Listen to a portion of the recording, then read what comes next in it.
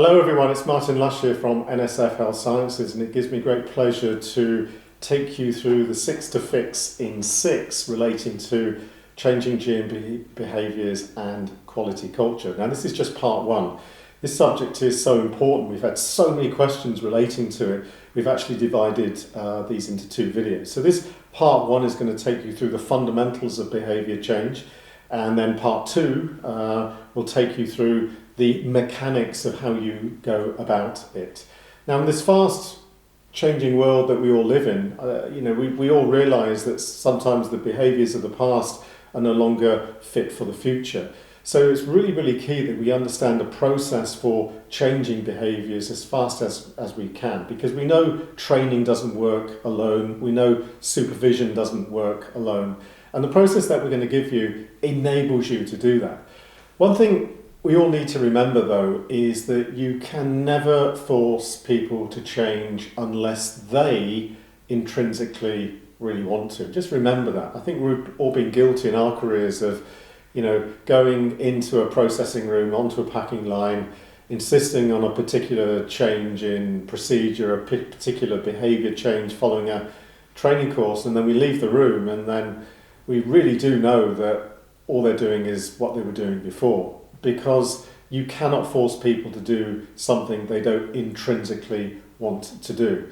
Now, for this part 1, I just want to give you an overview of the model that we at NSF have developed.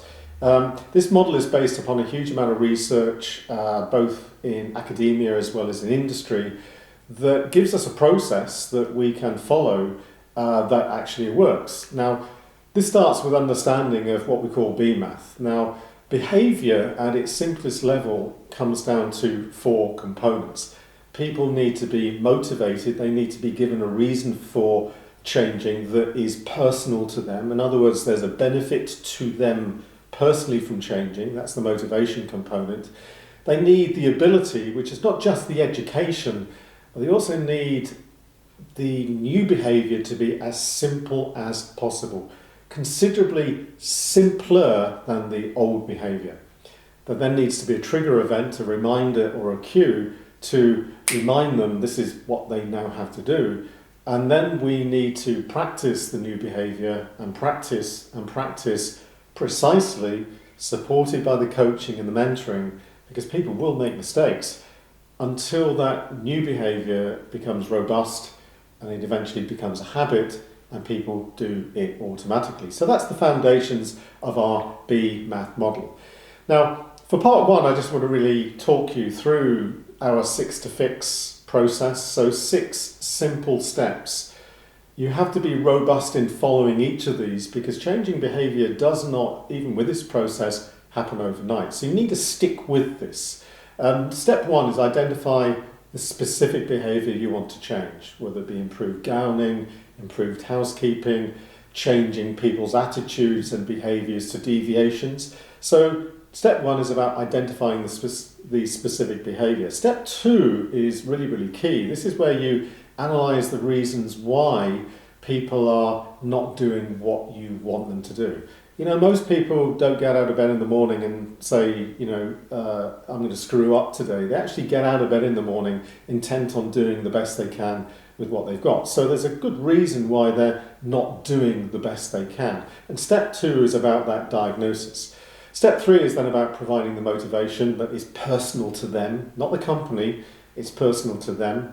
Then we've got to focus on the ability, then we create the trigger event, and then it's all about habituation. So this 6-step process, I'm going to walk you through very quickly. I'm going to focus very much on step 4 for reasons that become clear later. Now on our behaviour change course, we actually spend considerable time on each of these so that participants really understand and become expert in each step, and they can achieve the fantastic results due to following the process.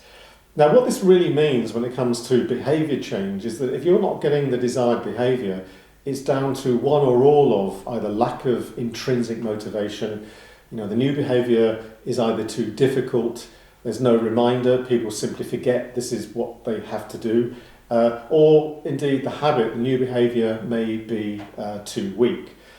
Quick question for you. Which of these is most powerful in driving behaviour? Is it motivation? Is it ability? Is it the trigger event? Or is it lack of practice to form those habits? Now, if there's any consolation, I actually got this question wrong. The research tells us that what is most important is ability. You've got to make the new behaviour as simple as possible. So a quick question for you to finish off with part one. If you had a bowl of fruit at home, which item of fruit is left until last? Well, if your household is anything like mine, it's usually the oranges. Not that we don't like oranges, it's that they are just harder to eat. It's a natural human trait, a natural human behaviour to go for the line of least resistance. So in order to change behaviour, we need to make that new behaviour easier. So in part two, I'm going to take you through step 4. I'm not going to have time to go through all the other steps, but you get a flavour of those anyway. But in part 2, we're going to focus on making sure they have the ability. So stay tuned for part 2.